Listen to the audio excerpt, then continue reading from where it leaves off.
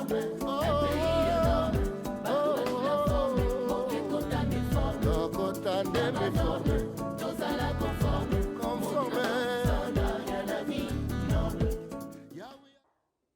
Laurent Kourenga-Mouzimou, bonjour.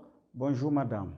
Vous êtes coordonnateur provincial de la plateforme Agir pour les élections transparentes et apaisées ici au Sud Kivu. Votre plateforme ainsi que deux autres ont fait un communiqué de presse où vous exigez la tenue des élections provinciales et locales plutôt. Pourquoi? Merci.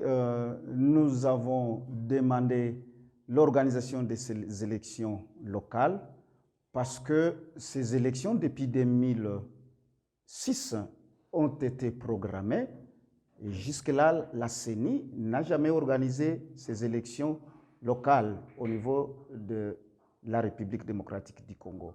C'est pourquoi, à notre niveau, nous avons pensé qu'il fallait commencer à faire le plaidoyer, le lobbying au niveau national, au niveau provincial, au niveau même régional, afin qu'on puisse organiser ces élections telles que prévues pendant les autres élections nationales en 2023.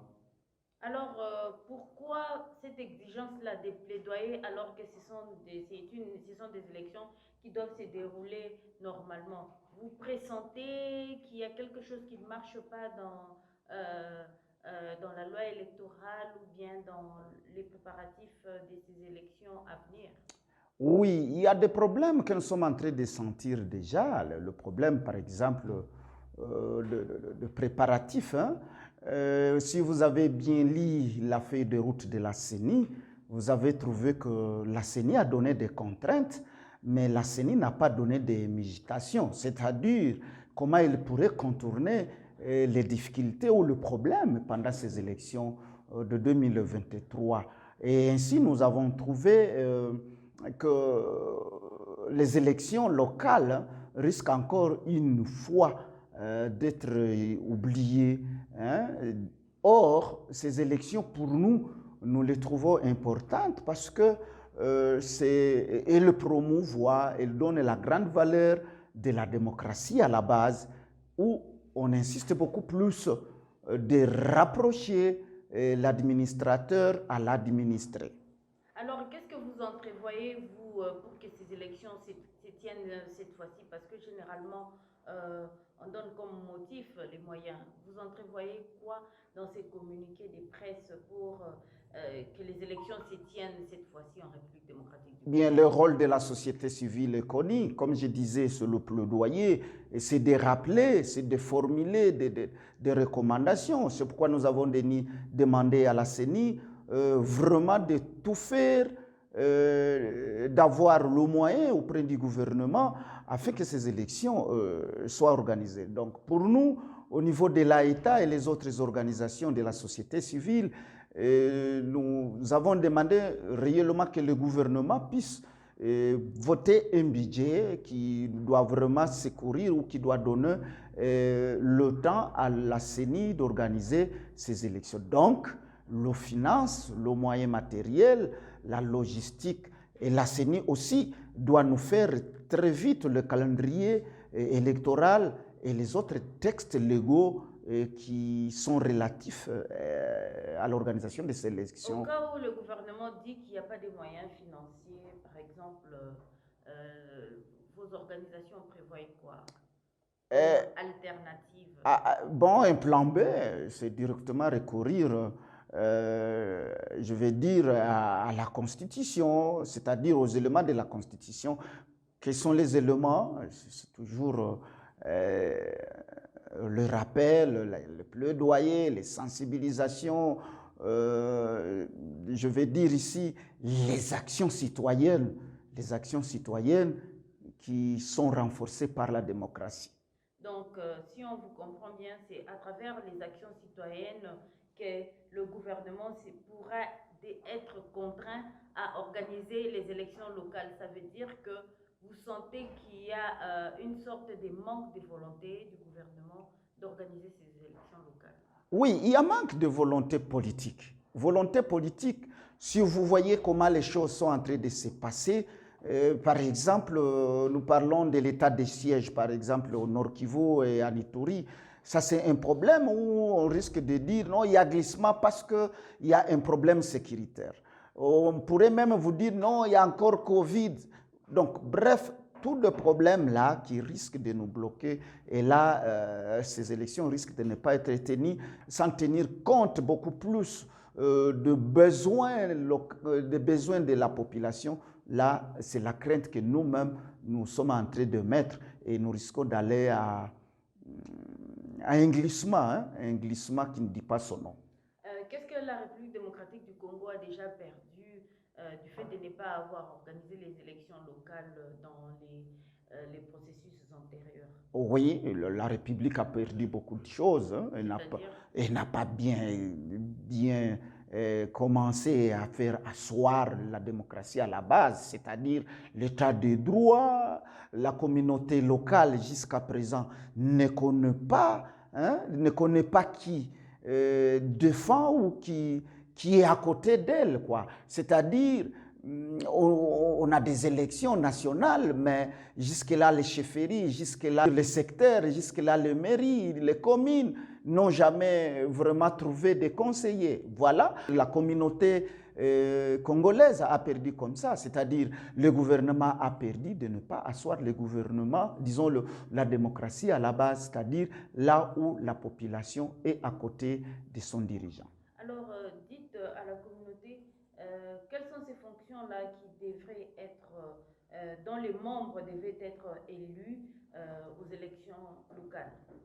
Oui, mais la fonction, elle est connue. La fonction, c'est-à-dire de parler, c'est-à-dire quand nous votons un député national, quand nous votons par exemple un député provincial, quand nous votons par exemple un chef ou un conseiller au niveau de la chefferie, on l'appelle porte-parole de la population, on l'appelle voix de la population, c'est-à-dire c'est elle qui doit parler au nom de la population. Je ne dis pas ici que disons le député nationaux ou provinciaux ne parlent pas au nom de la population, mais j'ai dit et j'insiste, je martèle aussi qu'il faut que nous ayons aussi des conseillers au niveau local. Un appel à la CENI ainsi qu'à l'exécutif qui doit en principe doter la CENI des moyens pour organiser les élections. Oui, le gouvernement, bien sûr, doit doter à la CENI le moyen. Dès que la CENI aussi a le moyen, elle doit se mettre au travail bien. Quand la CENI travaille, donc là directement, on vote les lois ou les textes légaux. Et c'est ça même l'interpellation que nous avons demandé. On ne peut pas travailler sans autant qu'on puisse avoir, par exemple, le calendrier électoral. On ne peut pas parler des élections locales sans autant qu'on puisse avoir les budgets. C'est-à-dire, le gouvernement doit donner les budgets sur proposition, bien sûr, parce que c'est la CENI qui doit faire l'estimation, qui doit donner les budgets ou faire la proposition au gouvernement pour qu'il puisse bien organiser ces élections. Alors, d'après vous, d'après vos organisations, quelle serait la priorité? Organiser d'abord les élections locales ou bien commencer par la présidentielle ainsi que les législatives nationales et provinciales? Par quoi devrait-on commencer? La feuille de route de la CENI a déjà répondu à cette question, madame. La feuille de route de la CENI a bien dit que ces élections seront couplées, c'est-à-dire ces élections locales seront organisées le même jour, la même séquence avec les élections nationales, c'est-à-dire provinciales et législatives. Donc, point n'est besoin d'attendre l'organisation des élections locales prochainement. Oui, nous avons besoin de ces élections, mais que ces élections aient le même jour ou à la même séquence avec les autres élections, que ces élections ne soient pas tardées à des motifs non avoués politiques. Alors, vos organisations disent quoi? Réagissent comment par rapport à la loi électorale qui est passée à l'Assemblée nationale? Madame, la loi a été votée hier par l'Assemblée ou à l'Assemblée nationale. Jusque-là, nous-mêmes, on ne s'est pas encore réunis, mais d'emblée, nous pouvons trouver que c'est une loi qu'on a taillée sur mesure. Cahier sur mesure dans le sens que toutes les propositions émises par la société civile à travers le G13 n'ont pas été disons, en totalité prises en compte par les députés ou la commission ad hoc de la commission PAG. Pour nous, nous avons trouvé, bien sûr, il y a quelque part où on a essayé, par exemple, quand on parle des seuils de 60%, on va parler de genre, ainsi de suite, mais nous avons trouvé, par exemple, la question de ne pas prendre en considération le problème des personnes vivant avec handicap. C'est très important. Pourquoi on n'a pas, par exemple, parlé sur la question de suppléance? Et là, au niveau de la société civile, trop de matières étaient vraiment laguées. Et même G13, donc le groupe de 13, on a trouvé qu'on n'a pas vraiment respecté ou on n'a pas tenu compte des errata ou des recommandations formulées. Alors, Monsieur Laurent Kourenga Mouzimou, la radio Sven vous remercie. C'est nous qui vous remercions. Merci.